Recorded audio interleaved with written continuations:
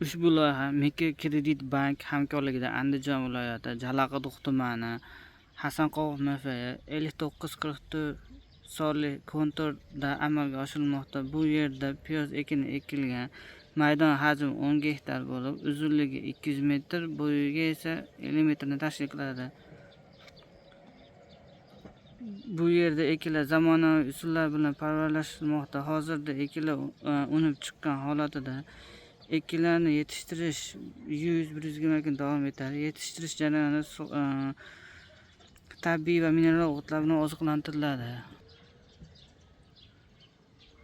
Ushbu loyihada 56 ta dehqon xo'jaligi biriktirilgan.